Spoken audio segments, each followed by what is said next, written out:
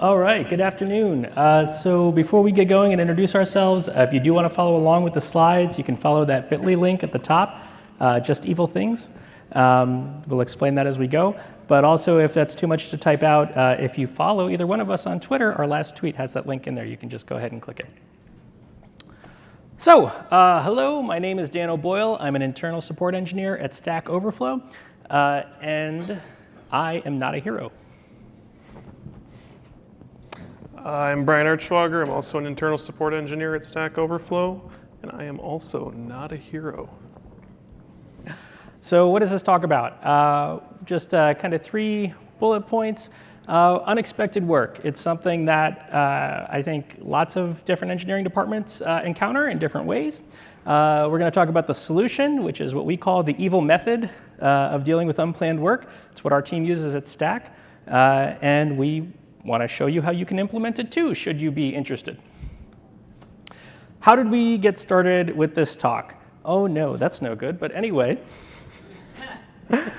The magic work fountain, that is what we used to refer to our kind of workload as it came in. And in case that's not clear as to what exactly that means, we called it the magic work fountain because things just happen.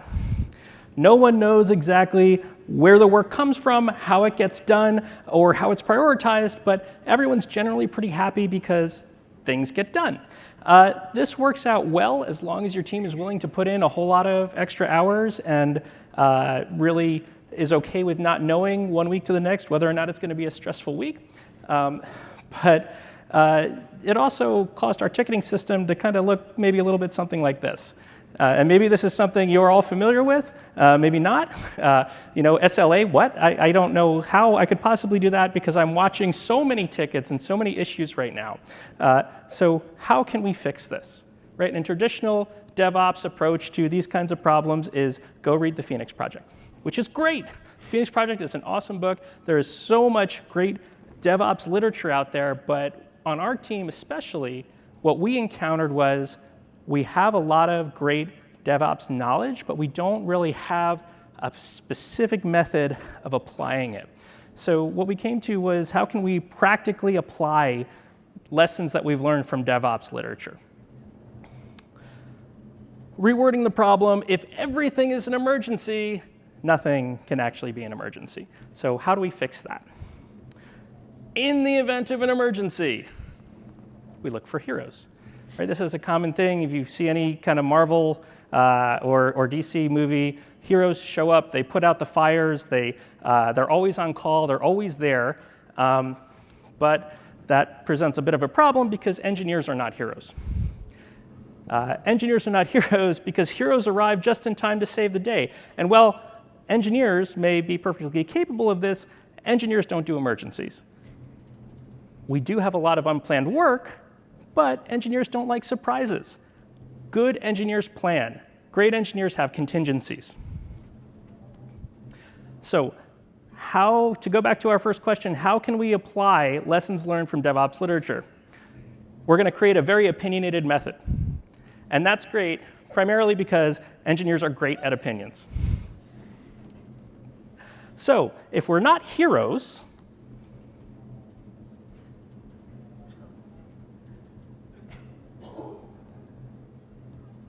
let's be evil. This is how we came up with the name scheme behind this. It worked in a few different ways, but it also works well because engineers are great at planning, and some might even say diabolical. Engineers should strive to be supervillains. Planning avoids unintentional heroism. Heroism leads to rushed solutions, which is not something anyone wants, and heroism is a fast track to martyrdom. No one wants to be a martyr, and martyrs are very tough to work with.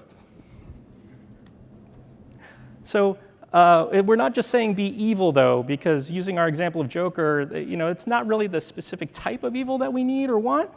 We want a very specific kind of evil, and we specifically want lawful evil. And what we mean by that is, if you're not familiar with character alignment in Dungeons & Dragons, we're going for bottom left there, lawful evil. If the goal is to tie the bag shut, you'll close the bag of bread even if you have to break the bag doing it. And what we mean here is that we have well-defined rules. So we will maliciously comply with these rules. We help people who can't help themselves, often before they need it, and we work against chaos by any means necessary, and we have fun doing it.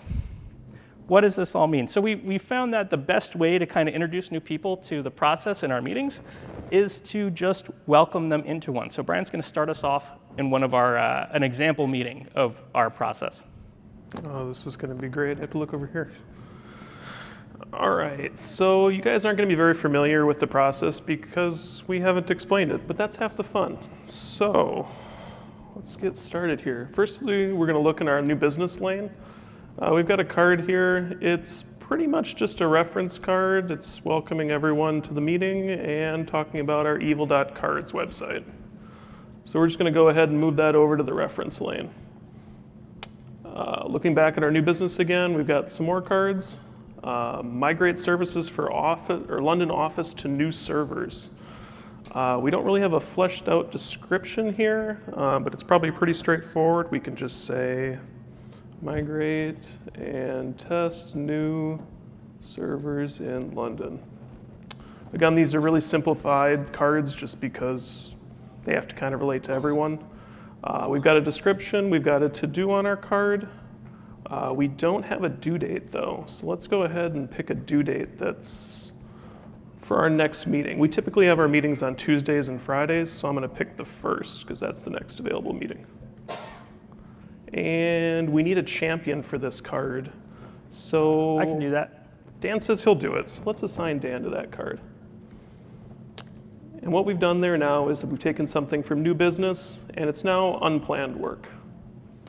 Let's take another card out of new business, decommission London ASAs. Actually, I put this one in, so it has a member, it has a description, and it has a to-do, because I am amazing at reading our procedures. And it does not have a due date though, so let's make sure that we pick the 1st here and hit save. Look at that, that went so fast when we went with the process. Let's go back to new business here. We've got install watchdog monitoring device. Again, looking, we've got a description that makes sense, we've got a to-do, but we need somebody that wants to do it. So we'd ask our group of people that are there for the meeting. Yep, I guess that's me. Dan will take it again. Dan's doing all the work. All right, and again, we need a due date. So let's make sure we pick a due date on it and hit save. Move that over to unplanned. Last thing in our new business, the bike shed is red. Yeah, I just wanted to put this card in because the bike shed is red and I don't like it. So if you had to come up with a description for maybe what you were looking for. I'd like us to change the color of it. I guess in further thought, as you're making me look at it now though, asking you to change the color of it isn't really an actionable solution, and I'm not being specific. So I'll go back and I'll think about this more. You can archive the card for now. It's probably more of a complaint. Yeah, we'll get into this a little bit more later, but there was definitely some pointed questions there that he picked up on. All right, getting back here. We got to move out of unplanned though. Oh, sorry. Having fun here on multiple tabs. Okay, and the last thing that we want to do here, it's kind of awkward because it's our first meeting doing this new process, but we're going to have to go ahead and move all this work into our planned lane because these are all things that are due before our next meeting. Or on Which the day. will conveniently be later in this talk. Which will be conveniently later in this talk. Great. So what just happened here? This is the beginning of what we call a cycle of villainy. And we find that it's easier to have people actually see the conversation or see what's happening in the meeting before we begin breaking it down and explaining it. So 3 different points in a cycle of villainy. We have the meta meeting, cycle start, and cycle end. Meta meeting we didn't see today, that's pre-cycle, or basically each week a villain is elected, supervillain if you will. We talk about how last week went, any changes to the process, whether it be lanes we don't like, or things that were working well or things that didn't work well. And we look at adjustments to due dates. We'll talk about that in a little bit, but essentially we want to make sure that we don't have a tremendous amount of work slated for the next cycle when some of that work could be bumped out to a later cycle. We also have the cycle start, which is what we stepped into and saw with Brian. So there was new business to review. If there were any completed cards, Brian would have acknowledged them and moved through it. And then we assign work due for the next cycle, or in other words, we try to determine what promises we're going to make for that cycle as far as work that we're able to complete, as best as we can estimate. We're going to go back in a minute to cycle end, which is essentially the review of any new business that's come in, acknowledgement of completed cards again, and updating incomplete work. And this looks very similar to the start of the cycle, with the idea being we're just going to catch any cards that weren't completed and move them on to the next. So working with different lanes, we always work from left to right. And we started with new business, that's unrefined material. Those were example cards that Brian had in there. Sometimes it's announcements, sometimes it's problems that don't have a defined solution right now, which are very different from complaints. Complaints do not have an actionable solution, so that is something that we work hard to kind of call out with each other. Hey, is this something we can solve, or is this something that we need to think about more or break down? We have unplanned work, which is the next step in refinement. Essentially, unplanned work is something that if someone had the time, they could pick up that card and work it beginning to end. But ideally, we don't want them to just pull it out of unplanned, because we want to take those semi-finished refinements, we'll come back to blocked, and move them into what we call a responsibility lane. Responsibility lanes are lanes of estimation. So we're going to say, maybe we have so many cards or so many slots available for system administration work, so many slots available for coding work this week, so many slots available for paperwork, which we're going through SOC 2 compliance right now, and we've had a whole lot of cards for paperwork. So those estimates can vary from lane to lane. You might decide that your team on a given cycle only has so many slots for code work that cycle, and the generalized rule for how you come up with those estimates is the number of workers times the amount of work per cycle you expect those workers to be able to complete. That's only important because lanes should have upper limits on work. It's an indicator of, is this going to be a tough week or not? It's an indicator of, are we asking too much? Do we need more people on the team? Do we need fewer people on the team if we never actually fill our lanes?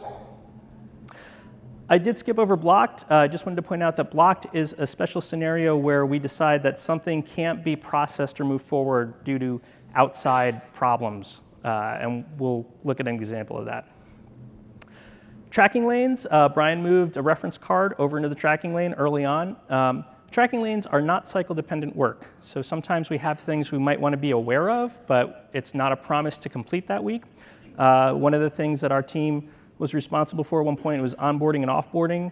We would know the dates that these things would happen, but we wanted to be aware of them, but we didn't necessarily want to promise them for each week. We just would keep a tracking list of things as that went on. And the completed lane. This is the most important lane because this is the lane that allows your manager to see what your team has completed for the week. But besides that, it also allows you to quickly go back and see, okay, well, this was a completed item, but we need to revisit it. It's right there, it's recent.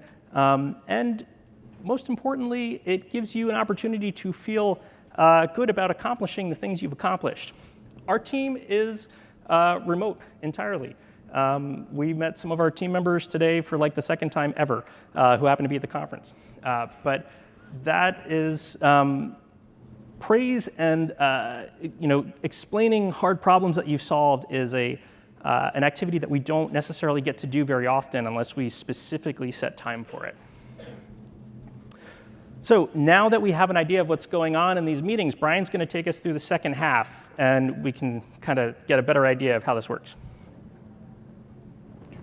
So this would be later in our cycle. We typically do a week, but a cycle could be any time period. All right, so this is our same Trello board from before, right where we left the cards. I did kind of ninja complete them while he was talking just now, so let's just imagine over the last 3 days that we all got a lot done. So we're going to start off again in our new business lane. We don't have any new business because no one in the last 3 days gave us anything new to do, which is amazing. Next, we're going to take a look at our completed cards in our responsibility and our tracking lanes. So the first one I've got here is migrate servers for London office. Looks like Dan took care of that. Yep, all done. Nice job, Dan. Thank you, Brian.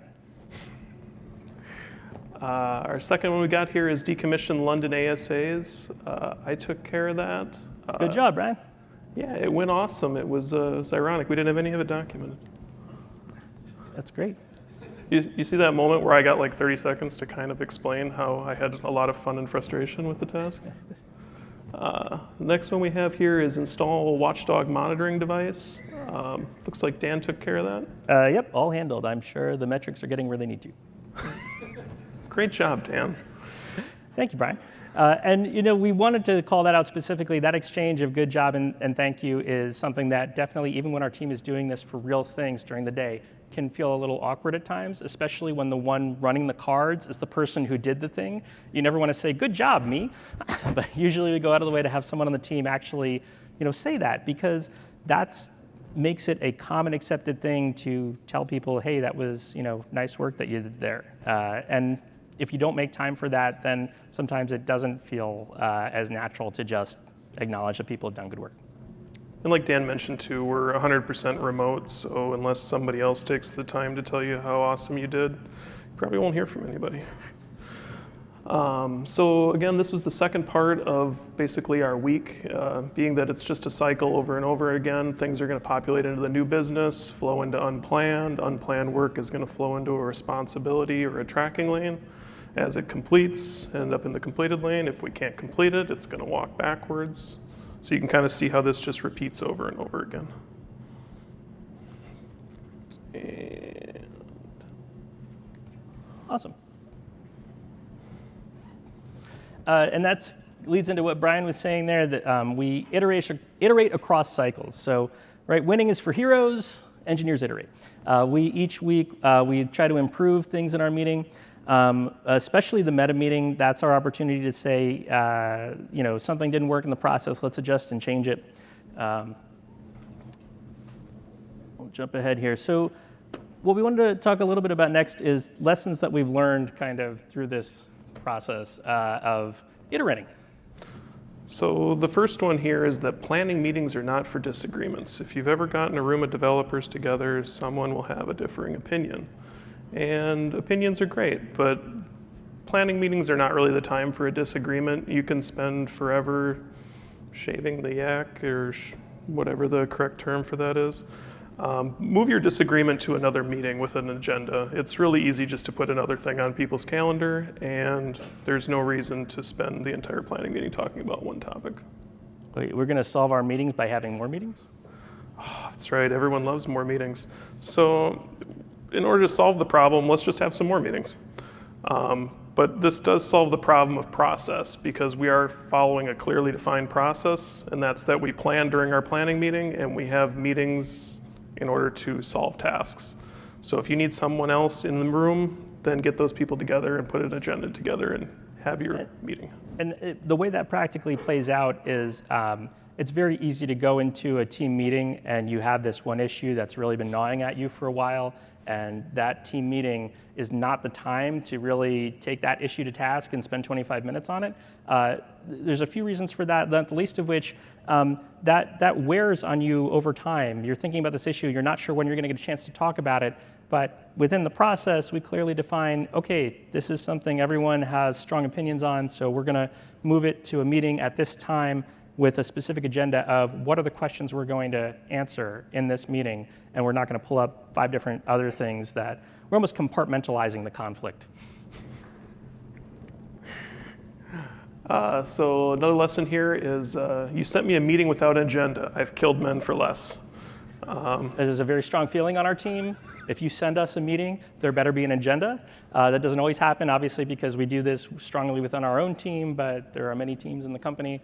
Yeah, we have another document that follows all of the terrible things that you can do to other people involving Google Calendar. But a lot of things being optional is optional, having agendas, the little things in life, that make you want to talk to people. So the last one we got here is letting your process define your tools rather than the other way around. Once you have a clearly defined process, you can kind of wrap that around any tool that you'd like to pay for or use. So in this case, we're just using Trello and Butler with Slack for notifications, but I assume you could do this with any kind of boards or Kanban style process. Whiteboard and post-it notes. Yeah, that's our main takeaway here is that we've had other situations where our team is excited about a new product, and wouldn't it be great if we organize our process around that product? And that typically creates more problems than not. If you have a really well-defined process, you can use it on anything. And as Dan mentioned earlier, we're maliciously compliant with our process, and we do accept pull requests.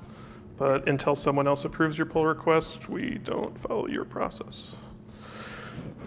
So Brian mentioned Trello, and we're going to just look real quick at a couple things we do in Trello that make this process a whole lot easier. Trello power-ups, essentially, these are all built-in things that we did with Trello Butler. So the first one is marking cards is blocked. This is an issue that's come up on our team where external forces prevent us from being able to finish a card. I'm sure that never happens for anyone else, or finishing a task due to issues outside your team. This is also an area that we work very closely with our manager to call attention to those cards, because when these issues come up, it's almost always a managerial problem. Someone has to unblock the team from whatever is in the way. Another big one is the punt button. Punting is a big hot topic issue for our team because one of the main problems we were trying to solve with this process is the unending card that never actually gets solved. So you have this ticket that just stays open forever. And what we found early on when we were doing this is that oftentimes we would make a promise to complete a card during a certain cycle, and for unforeseen causes that just wouldn't happen. So then it became, well, do we move it back to future unplanned sometime? Do we punt it forward? This is like the 10th time we've done this for this card. Do we even want to do it? Is it still valid? Who even put this card in? So what we agreed upon here is that when you hit the punt button, it automatically cycles the card forward 1 week, and it starts a counter on the card. And our team agreement is any card that's punted 3 times basically gets trial by fire, and someone on the team must claim that this task has to be completed. We need a champion. We need a champion, yes. Someone who really is like, yes, we absolutely need to keep this card. And oftentimes what happens when a card comes up for punting, it's removed. If we've punted 3 times, we weren't able to finish it, there's probably a good reason that it hasn't been completed. This one is actually the easiest button, but still fun to call out. All these other things that we mentioned typically rely on cards having very standard things, like a checklist that is called exactly to do, not to space do, not to do things, because when the other functions look up that function, they need a specifically named checklist. And that's all that button does, is makes a checklist that says to do on it. Another Trello power-up we like is the calendar power-up. It may be a little hard to see on here, and that might be helping a little bit. But so this is something we'll typically use during the meta meetings each week, the pre-planning meetings. You'll see that at the end of each week, we can see how many cards are due at a certain day, or in using the terms we were using earlier, a certain cycle. And for example, here, if we see 25 cards due on this day, that's a really good indicator that we might want to try to restructure that week. Any card that can be moved out of that week probably should. And those schedule meetings go really quick because we don't try to solve any cards. We just look at the sheer amount of work and say, is there any reason that this particular item can't move forward to another day? Last is card master duty. The term villain is a little newer when we decided we really needed a naming scheme for this process. So we also sometimes refer to these people as card masters. That felt a little bit too much like Pokemon / Yu-Gi-Oh! So this was a little easier to just do villains. But we are really already very good about making sure that we always have someone scheduled for alert duty. So instead of doing double duty about making sure who was doing cards and who was doing alerts, we just matched up alert duty to card duty. So we know any given week going forward who is actually in charge for the week, and we can usually work around any kind of people being away for a week in the same way that we would for alert duty. This is our real board. We just wanted to show this because it was a much better example than the demo that we did. We have a number of things that are blocked. We have a massive completed list, and this is about a midweek picture. At the end of the day, it's very easy for anyone on our team to take a look and see when a particular item is expected to be done. On any of these Trello cards, we can leave updates, links to Slack, files, code pulls, whatever, all very easily found in one place. Every time, too, when we change a card, it ends up in a Slack channel with a running log of who did what when, so it's easy to see when someone changed something that you'd be interested in. And that's another great point that Brian made, too. These cards only move between lanes during meetings, but items can be solved, updated, worked on, whatever, at any time during the week. That seems like maybe a silly specific thing to call out, but it solves a large kind of anxiety issue that might build up on teams where someone feels very strongly about a topic and wants to be involved in the solution to that topic, and they know that that item is not going to move forward from a particular state, whether it be unrefined to being worked on, unless it happens at a meeting and they'll know that they can be there for that. So, are you ready to be a villain? You can be evil too, Brian. Let's see if this one works. Did it? Awesome. So we took the presentation and our own process document and kind of boiled it down into a public-facing website. So if you're really curious about trying this on your own team or just reading further into how we were doing it and our process, the top section here, we've got an amazing little too long didn't read. So someone lets you schedule a meeting, and that follows the exact process of what I was going through. You know, burning through your new business, then your completed cards, then move your unplanned work, and then the meeting has concluded. I don't know if did I touch on that yet? Yeah, that's a good thing to point out. That is an important part of our meetings, is that we end on time. We start on time, we end on time, and we don't allow meetings to drag into random conversation after the fact, or if random conversation happens, that's okay. There's whoever's the card master for the week makes a clear point of, we're done now, which avoids especially for a remote team, the uncomfortable situation of, oh, are we done? Can I close the window? Should I not? It's not like you can just walk out of the room. It's a different kind of problem to have. We also do have, if you're interested, please shoot us your email. We are doing kind of updates to this process over time, and we accept pull requests. This entire website's up on that link there to GitHub, along with the ability to change the process. I think we're good there, or you want to? Yep. So last thing, too, before we go into questions, we do have a whole bunch of stickers and buttons. If you like stickers and buttons, please come take them. They're pretty cool, and it's fewer things we have to carry back with us. But that is the lion's share of our talk.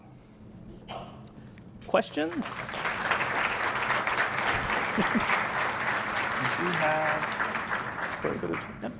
So if you do have any questions and want to come to the mic, feel free. That's awesome. There are 2 questions that we could just read off here while people decide if they want to come up. The first one is, there's a comment. Using a personal Trello board to get tasks from email to cards, making unplanned work into planned work. Yep, there's a lot of different intake lanes or intake methods for getting things into unplanned.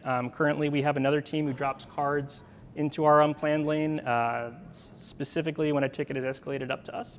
We also have one for converting our actual ticket body or the message of the help desk ticket into Trello as well. Pretty much anything you can imagine, Trello has something either built into their API or you can build it. And do you rotate who runs the planning meeting and updates the Trello board? Yep. And that question may have been before we got to that section, but we do it. It's a new card master every cycle, unless there's a strong outstanding reason, like someone's out for a week. But we do have a question. I was wondering, I saw the unplanned lane went off the screen, which I feel is like my permanent state of life. Do you have any methods for making that like approachable? At some point you get like emotionally burdened by how many things you're not doing. At one point we were really excited because I think we were down to 35 unplanned cards. And that was like the current low point. Is that a good, whatever the best option was, the low point of the list, but they just keep building up because it's the never-ending work fountain. It is the never-ending work fountain, yes. And that, we started, I want to say that we pulled in a lot of existing work when we started this. We were up around 90 cards of just work that was not going to be gotten to at some point. We're feeling pretty good that 30 right now for our team is about on pace with things that are asked for us, along with how fast we can resolve them. But like any metric on there, it's something we just kind of play with week to week. We have a pretty good feeling that on our team, we can handle about 12, we call them code and systems cards, 4 paperwork cards. Just that's the right flow for our team right now. And that's the cool thing with this is you can decide, yeah, 12 was a terrible number. Like we should never have tried to do that many in a week, or we need a different way of estimating code work versus paperwork or whatever. But yeah, thank you. That's that 30 number is one we're trying to get down under. And if we get to 0, we get to just go home because there's no more work to be done. If we get to 0, actually, we should be concerned because we've done everything. We got another question here. This method seems like it would work best when everyone on the team is equally capable of performing tasks. How do you handle it if some tasks are only able to be done by 1 or 2 people? How do you adjust the everyone can do tasks if some people are consumed by only they can do tasks? Mm-hmm. So I think for us it works. We've only got, 5 of us? 5 of us on our team. So at the end of the day, we're all kind of marginally aware of what other people on the team are better at than ourselves. And we all kind of tend to voluntold ourselves if the awkward pause is long enough. So it would be a little more difficult on larger teams, but we just kind of do it based on, so I've got an App Engine question, and you kind of pause, and Dan goes, okay, I'll take it, that's fine. And then the next one where more than one of you is capable of doing it or comfortable doing it, I'm more likely to say, no, Dan, it's okay, I got it, even when he volunteers for it because he did the one I didn't want to do, if that makes sense? Yeah. And it's a great question, too, because for a while we had in our team different tiers of assistants. Our triage team was also part of our group in these meetings for a while. And what we did in those scenarios is we actually broke out another responsibility lane for the help desk triage group. So we would kind of differentiate cards between, is this a triage issue or is this an ISE issue? But the other nice thing with it is we can typically, if it's something that I know, Brian doesn't, or vice versa, it's very common on our team that we just make an action item of create an optional meeting or hangout for when you're going to work on this so that the other person can just hop in and kind of follow along. I think we've got a lot of tremendous amount of cross-training done just by doing that because it's very easy to schedule time and sit and work together when you know what your week is going to look like and you're not going to get bombarded with other tasks. And that's another good point too. It's not essentially that one person has to be the end-all be-all person on the card. I can hop on a card as well and say, yeah, I'm interested in that, and Dan would then just schedule a meeting and I can hop on the Google call and take a look at it with him. Question? Yeah. How does the process handle like urgent items that come up that have to be done between meetings? Yep. Those are preferably few and far between, but obviously, they happen. So for us, we have a cycle start and end. It's 2 meetings during the week. If there is something that is so vital that it can't wait between one of those 2 cycles, hopefully it would be already covered under our team's alert duty, which would be similar, I guess, on other teams like to bug duty or on call.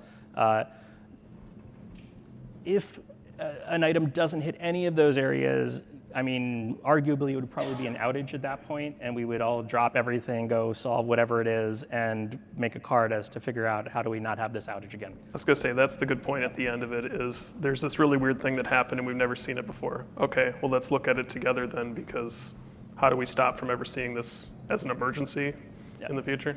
A great example actually is 3/4 of our team is here at the conference this week. So I'm on alert duty right now. Right. One of our team members is basically responsible for all issues that are coming up today. We had a big issue over the weekend. That was definitely our team's responsibility, and he is on alert duty this week. He was on top of it. We took time on Monday for maybe 45 minutes to just all sit in a hangout, figure out, okay, how do we get this passed? It needs to be solved now, to solve it on Friday. Came to a conclusion, and we all felt good about it. It was quick, solved, and now we slate what we can for the upcoming meeting. That way it's not a mental load until then. But the long and short of that is there are things that will not fit into a process no matter what you do. Thanks. Thanks. Got another one here. What do you do when unplanned work comes in mid-cycle, and how do you prioritize it? I think it was kind of similar. How would you incorporate an intern on your team into this process? We would force them to do all the cards. Yeah, the running joke on our team, we make this joke a lot because we specifically don't do this, but if you don't make the meeting, great, you're getting all the cards. But we specifically don't do that to people because no one wants that. No one wants to have the work piled on you because you didn't make the meeting. In fact, if you don't make the meeting, you're more likely not to get any work handed to you unless it's really important. How do you ensure all the work that comes into the unplanned queue has all the information somebody needs to get started? Excellent That's probably one of question. my biggest issues. Yep. as well. So unplanned work has the lowest bar. There is absolutely no rules about you putting a card into unplanned work. New business. I'm sorry, into new business. Yep. Thank you. The new business lane has the lowest bar. There is no rule about it. As we kind of gave in our example about the color of the bike shed, there's no rules as to putting that card in. The bar is low on purpose. Going from that lane into unplanned, we have specific rules upon which we maliciously comply, which are champion needs to be on the card, an estimated due date has to be on the card, and an actionable set of to-do items have to be on there, something that could ideally be completed within a cycle.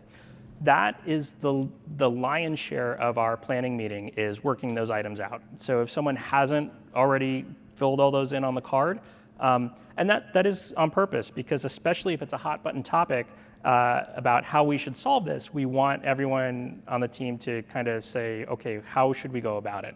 That doesn't mean that we're solving the problem right there in that moment, but it means that we're working through what the process for solving this should be. Sometimes that means creating a meeting because a particular step in that process is too contentious. But ideally, once something's gotten into unplanned, the contention is mostly sorted out, or we know where the contention has been compartmentalized to, that upcoming meeting or item on the card. And I have had cards before that just say, plan to do the needful, and then do the needful. Because the first action item is that we're going to plan to do the needful, and more items are going to appear in the list magically. Because you can change a card as you're going. We just don't want cards listing lazily left or right in the columns without having a meeting about it. Good. All right, I think that's. Thank you very much. Thank you. Yes, Thanks. thank you guys.